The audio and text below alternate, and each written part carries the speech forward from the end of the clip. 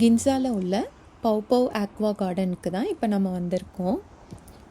இந்த கடை பார்த்திங்கன்னா one of the largest tropical fish shop டோக்கியோலேயே இது. அப்புறம் ரொம்ப ஃபேமஸான ஷாப் கூட. இந்த ஷாப்பில் 2 ஃப்ளோர்ஸ் இருக்குது. கிரவுண்ட் ஃப்ளோரை ஃபர்ஸ்ட் ஃப்ளோர்னு சொல்வோம். ஸோ ஃபர்ஸ்ட் ஃப்ளோரில் வந்து ஃபிஷ்ஷஸ்லாம் செல் பண்ணுறாங்க. அதுக்கப்புறம் ஆக்வா பிளான்ட்ஸ், அதுக்கப்புறம் அந்த ஃபிஷ்க்கு தேவையான ஃபுட்டெல்லாம் செல் பண்ணுறாங்க. செகண்ட் ஃப்ளோரில் பார்த்திங்கன்னா அந்த எக்யூப்மெண்ட்ஸ், வாட்டர் டேங்க், அதுக்கப்புறம் அந்த சாண்ட், அதுக்கப்புறம் ஃபில்டர் சிஸ்டம், ஏர் பம்ப், அந்த மாதிரி நிறைய விஷயங்கள் செல் பண்ணுறாங்க. நாங்கள் வந்து இதுக்கு முன்னாடி வந்து ஃபிஷ் வளர்த்ததில்லை. இதுதான் ஃபர்ஸ்ட் டைம் டிசைட் பண்ணியிருக்கோம் வளர்க்கலாம் அப்படின்ட்டு. ஆனால் அது வந்து வளர்க்கணுன்னா அவ்வளோ ஈஸி கிடையாது போல். எந்த ஐடியாவுமே இல்லை, எப்படி ஃபிஷ் வாங்கணும், என்ன மாதிரி டேங்க் வாங்கணும் அப்படின்றதெல்லாம். ஸோ இங்கே இருக்கிறவங்க கிட்ட கேட்டோம்னா அவங்க ஃபஸ்ட்டு கேட்டாங்க, பிகினர்ஸா இல்லை உங்களுக்கு வந்து எக்ஸ்பீரியன்ஸ் இருக்கா மீன் வளர்த்து அப்படின்ட்டு. இல்லை பிகினர்ஸ் சொன்னதும் ஓகே, அப்போ பிகினர்ஸ்க்கான ஃபர்ஸ்ட்டு பார்த்திங்கன்னா ஃபிஷ் டேங்க் வந்து எப்போவுமே பிகினர்ஸ் வந்து கொஞ்சம் சைஸ் பெருசாக இருக்கணும். சின்ன சைஸில் இருக்கிற மீனெல்லாம் வந்து வளர்க்கணுன்னா சின்ன சைஸ் டேங்க்கில் வளர்க்கக்கூடிய மீனுக்கெல்லாம் வந்து வளர்க்குறவங்களுக்கு எக்ஸ்பீரியன்ஸ் வேணும். அதை பார்த்துக்கிறதுக்கு நிறைய எக்ஸ்பீரியன்ஸ் தேவை. அதனால் பிகினர்ஸ்க்கு வந்து கொஞ்சம் சைஸ் பெரிய டேங்க் தான் தேவை அப்படின்னு சொன்னாங்க. அதுக்கப்புறம் இப்போ நீங்கள் பார்த்துட்ருக்கிறதுலாம் இந்த பிளான்ட்ஸ். சில ஃபிஷ்க்கு வந்து இந்த பிளான்ட்ஸ்லாம் தேவை போல், வெறும்னே தண்ணியில் மட்டும் இருக்காது போல். இந்த மாதிரி பிளான்ட்ஸ்லாம் தேவை. ஸோ அதையும் வந்து இங்கே செல் பண்ணுறாங்க. அதுக்கப்புறம் டேங்க்குக்கு அப்புறம் வந்து ஃபிஷ்ஷுமே வந்து சில ஃபிஷ்லாம் வந்து சீ வாட்டரில் தான் இருக்கும், அதாவது சால்ட் வாட்டரில் இருக்கும். சில ஃபிஷ் வந்து வார்ம் வாட்டர் தேவையாம். சில ஃபிஷ்க்கு வந்து இந்த ஜப்பான் வெதருக்கு ஏற்ற மாதிரியான அந்த வாட்டர் டெம்பரேச்சரே ஓகே அப்படின்ட்டு. ஸோ ஃபிஷ் வாங்கிறதுக்கு முன்னாடி நம்ம அந்த ஃபிஷ் வந்து எந்த மாதிரியான வாட்டரில் அது வந்து வாழும் அப்படின்றதையும் நம்ம நோட் பண்ணணும் போல். இந்த பேக்கெட்டில் இப்போ நீங்கள் பார்க்குறது இதெல்லாம் வந்து ஒரு கவரில் வந்து ஒரு மீன் வச்சுருக்காங்க. அதனோட வகை என்னது, அது பேர் என்னது அப்படின்லாம் வந்து அங்கே எழுதியிருக்காங்க. அப்புறம் அது எவ்வளோ காஸ்ட் அப்படின்ட்டு. அதுக்கப்புறம் இதில் பார்த்திங்கன்னா தவளையும் செல் பண்ணுறாங்க, ஃப்ராகு. இப்போ இதில் ஒரு இது வந்து இப்போ நீங்கள் பார்க்குறீங்களா இந்த பிளாக் கலரில் இருக்கிறது, அது வந்து ஃப்ராகும் இங்கே செல் பண்ணுறாங்க. அதுக்கப்புறம் ஸ்னெயில், அந்த மாதிரி ஷெல்ஃபிஷ், அந்த மாதிரி இல்லாமல் இங்கே செல் பண்ணாங்க. அதுக்கப்புறம் ஃபிஷ் டேங்க்குக்கு அப்புறம் ஃபில்டர் சிஸ்டம். அந்த ஃபிஷ் டேங்க்கில் வந்து நம்ம ஃபில்டர் சிஸ்டமும் செட் பண்ணணும் போல். அந்த ஃபில்டர் சிஸ்டம் எதுக்குன்னா அது வந்து தண்ணியை வந்து க்ளீனாக வச்சுக்கும் போல். அதுக்கப்புறம் நிறைய வகையான ஃபில்டர் சிஸ்டம் இருக்குது. அது வந்து எதை டிபெண்ட் பண்ணினா அந்த சைஸை, டேங்க்கோட சைஸை டிபெண்ட் பண்ணி அந்த ஃபில்டர் சிஸ்டம் நாம் வாங்கணும். ஃபிஷ் டேங்க்குக்கு அப்புறம் ஃபில்டர் சிஸ்டம், அதுக்கப்புறம் ஏர் பம்ப் என்ன பண்ணுமானா வாட்டரில் ஆக்சிஜன் சப்ளை பண்ணுமா. அதனால் அது சப்ளை பண்ணுறதுனால அதில் வாழற ஃபிஷ் வந்து ஹெல்த்தியாக இருக்கும் அப்படின்னு சொன்னாங்க. அதுக்கப்புறம் ஃபிஷ்க்கான ஃபுட் வந்து சில ஃபிஷ் வந்து சிலது தான் சாப்பிடும். எல்லா ஃபுட்டும் எல்லா ஃபிஷ்ஷும் சேமாக சாப்பிடாது போல். சில ஃபிஷ் வந்து சிலது சாப்பிடும், சிலது சாப்பிடாது, அந்த மாதிரி. ஸோ நாம் என்ன மீன் வாங்க போகிறோம் அப்படின்றத டிசைட் பண்ணோம்னா அது என்ன சாப்பாடு சாப்பிடும் அப்படின்றதையும் நாம் தெரிஞ்சுக்கணும். அதுக்கப்புறம் வாட்டர் கண்டிஷ்னருன்ட்டு ஒன்று இருக்குது. அது என்ன பண்ணோன்னா குளோரின் வாட்டர், தண்ணியில் வந்து குளோரின் இருக்கும்ல, அந்த குளோரின் வந்து ஃபிஷ்க்கு வந்து ஆகாது போல் சில ஃபிஷ்க்கெல்லாம். ஸோ அதனால் அந்த குளோரினை ரிமூவ் பண்ணும் போல் அந்த வாட்டர் கண்டிஷ்னர். ஸோ அதுவும் வாங்குறது நல்லது அப்படின்னு சொன்னாங்க. அதுக்கப்புறம் நிறைய வெரைட்டிஸ் இருந்தது இந்த கடையில் ஃபிஷ்ஷை. என்ன மாதிரினா கோல்ட் ஃபிஷ், கப்பி, அப்புறம் டெட்ரா, பீட்டா அப்படின்லாம் சொல்கிறாங்க. எனக்கு அந்த அளவுக்கு ஐடியா கிடையாது. இதிலெல்லாம் நிறைய கலர் ஃபிஷ்லாம் இருந்தது. எல்லாமே வந்து எல்லாத்தோட பேர், அதுக்கப்புறம் அது எவ்வளோ காஸ்ட்டு அப்படின்றதும் அதில் எழுதியிருந்தாங்க.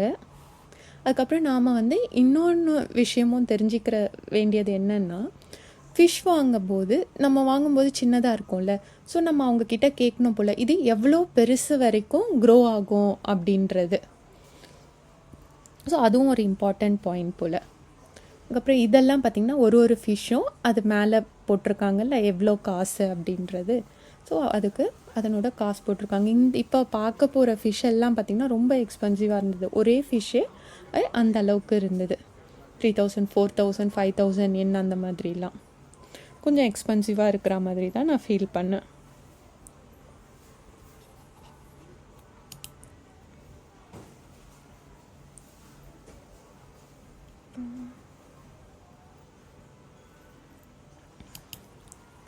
அப்புறம் சில ஃபிஷ்ஷஸ் பார்த்திங்கன்னா தனியாக தான் இருக்கும் போல். ஸோ அதையும் நம்ம தெரிஞ்சுக்கணும். சில ஃபிஷ் வந்து அதனோட சேம் ஸ்பீஷியஸோடவே இருக்கலாம், இல்லைனா சிலது வந்து இன்னொரு ஃபிஷ்ஷோடவும் மிங்கிள் ஆகலாம். ஸோ அதுவும் நாம் தெரிஞ்சுக்கிட்டு அதுக்கேற்ற மாதிரி நாம் ஃபிஷ் வாங்கணும்.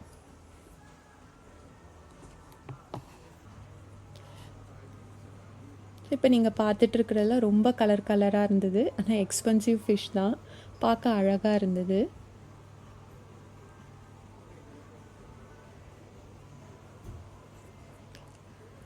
அப்புறம் இன்னொன்று வந்து சில ஃபிஷ்ஷெல்லாம் பார்த்திங்கன்னா சாண்டெல்லாம் எதுவுமே இல்லை. சிலது வந்து சாண்டெல்லாம் தேவை போல், சாண்ட் அதுக்கப்புறம் அந்த ஆக்வா அந்த மாதிரிலாம் இருந்ததுன்னா அதுங்க வந்து லோன்லியாக ஃபீல் பண்ணாது, ஸ்ட்ரெஸ் ஆகாது அப்படின்ட்டு சொன்னாங்க.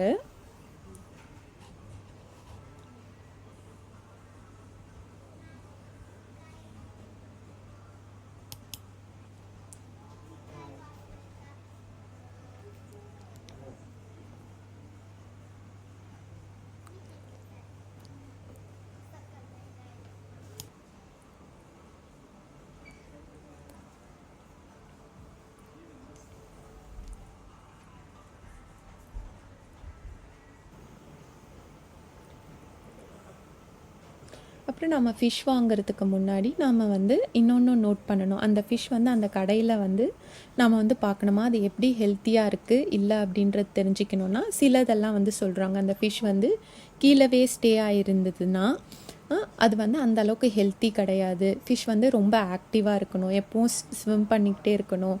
கீழே வந்து இருந்ததுன்னா கூட உடனே மேலே போயிடும் அப்படின்ட்டு அந்த மாதிரி பார்க்கணும். அதுக்கப்புறம் வந்து அந்த ஃபிஷ்ஷை வந்து உறுத்து கவனிக்கும் போது அதுக்கு ஏதாவது வூண்ட் ஏதாவது இருக்கா அப்படின்றதையும் நம்ம நோட் பண்ணணும் அப்படின்ட்டு சொல்லியிருந்தாங்க அது அந்த ஃபிஷ் வாங்குறதுக்கு முன்னாடி. ஸோ அதெல்லாமும் கவனிக்கணும். அப்புறம் காசு வந்து பார்த்திங்கன்னா சைஸ்க்கு ஏற்ற மாதிரி இருக்குது. சில ஃபிஷ்ஷெல்லாம் பார்த்திங்கன்னா பெருசாக வந்து ஆகும்ல, ஸோ அது பெருசாக ஆச்சுன்னா அதனோட விலை வந்து ரொம்ப ஜாஸ்தியாக இருக்குது.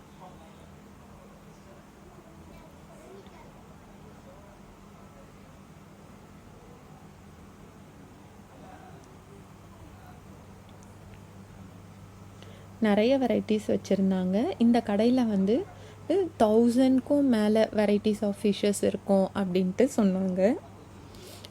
நிறையத்துக்கு சுத்தமாக பேர் தெரியல என்னென்னதுன்னுட்டு. எல்லாமே கொஞ்சம் க்யூட்டாக இருந்தது பார்க்க. இதெல்லாம் பார்த்திங்கன்னா ரொம்ப குட்டி குட்டியாக இருந்தது. எனக்கு தெரிஞ்சு இந்த கடையிலேயே பார்த்ததுலேயே ரொம்ப விலை ஓரளவுக்கு கம்மியாக இருக்குது அப்படின்னு பார்த்திங்கன்னா இந்த மீன் தான், இந்த குட்டி குட்டி மீன் தான்.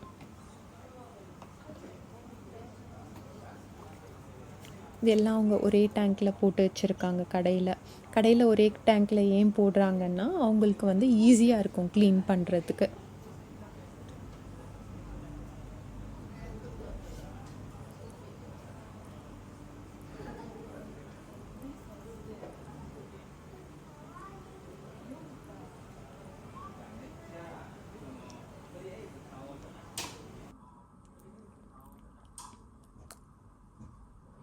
இந்த ஃபிஷ்ஷெல்லாம் இப்போ நீங்கள் பார்த்துட்ருக்கிறதெல்லாம் பார்த்தீங்கன்னா ரொம்ப ஃப்ளாட்டாக இருந்தது. அப்புறம் ரொம்ப எக்ஸ்பென்சிவ். இது ஒரே ஃபிஷ் பார்த்திங்கன்னா 8500 என்ன. அதுக்கப்புறம் சைஸ் பார்த்திங்கன்னா 8.5 to 10 சென்டிமீட்டர் அளவுக்கு இருக்குது அப்படின்ட்டு மென்ஷன் பண்ணியிருந்தாங்க. ரொம்ப கலராக இருந்தது, ரொம்ப அப்படியே ஃப்ளாட்டாக இருந்தது, ரொம்ப அழகாக இருந்தது. அப்புறம் இதிலையே வந்து பெரிய சைஸும் இருந்தது. அந்த பெரிய சைஸ் பார்த்திங்கன்னா இன்னும் எக்ஸ்பென்சிவாக இருந்தது.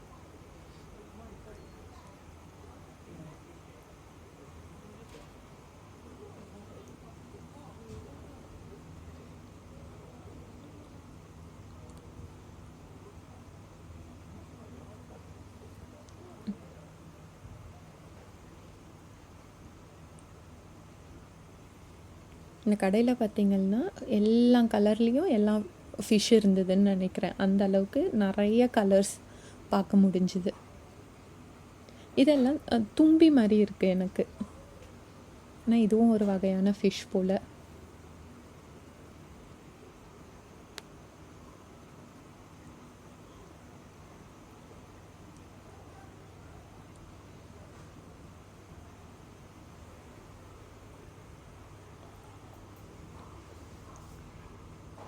இதுதான் பார்த்திங்கன்னா சைஸ் கொஞ்சம் பெருசாகும். இதனோட விலை பார்த்திங்கன்னா ஒரே ஒரு ஃபிஷ்ஷே வந்து 65,000 நம்ம காசுக்கு கன்வெர்ட் பண்ணால் 40,000 rupees, அரவுண்ட் 40,000 rupees.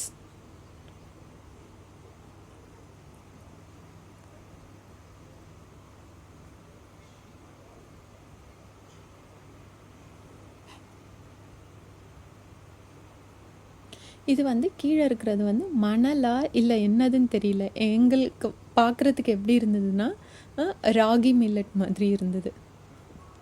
அப்புறம் இதெல்லாம் வாட்டர் சப்போர்ட்டுன்ட்டு விற்கிறாங்க இங்கே. வாட்டர் சப்போர்ட் வந்து எதுக்காகன்னா, இதை நம்ம வந்து தண்ணியில் போட்டோம்னா அந்த தண்ணியை வந்து அதாவது மீன்களுக்கு வந்து ரொம்ப ஹெல்த்தியாக சேஃபாக இருக்கிறதுக்காக இந்த வாட்டர் சப்போர்ட். இது வந்து பாக்டீரியா, அந்த தண்ணியில் இருக்கிற பாக்டீரியாலாம் கில் பண்ணும் போல் நிறைய வெரைட்டிஸ் இருந்தது அந்த வாட்டர் சப்போர்ட்லேயே. ஒன்று ஒரு பர்பஸ்க்காக போல்.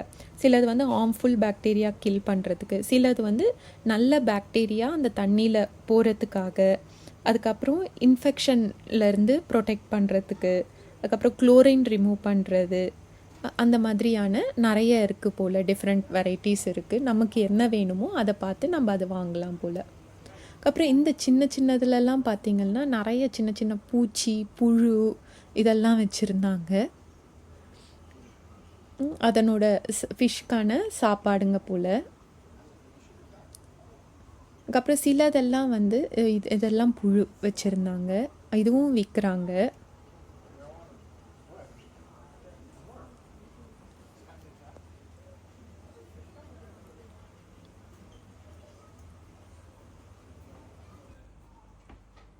இப்போ செகண்ட் ஃப்ளோர் போகலாம். செகண்ட் ஃப்ளோரில் என்னென்ன இருக்குன்னா ஃபிஷ் டேங்க், அதுக்கப்புறம் அந்த டேங்க்கில் நம்ம சாண்ட் போடுவோம்ல அந்த சாண்டு, அதுக்கப்புறம் அந்த வாட்டர் சப்போர்ட் சொல்லியிருந்தேன்ல நிறைய வெரைட்டிஸ் இருக்குது. ஸோ அதெல்லாம் இருந்தது. அதுக்கப்புறம் இந்த ஃபில்டர் சிஸ்டம், ஏர் பம்ப், அப்புறம் ஃபிஷ்க்கான சாப்பாடு, வாட்டர் கண்டிஷ்னர், அந்த மாதிரி அதுக்கான என்னென்ன எக்யூப்மெண்ட்லாம் தேவையோ எல்லாமே இந்த ஃபர்ஸ்ட் ஃப்ளோரில் வச்சுருந்தாங்க.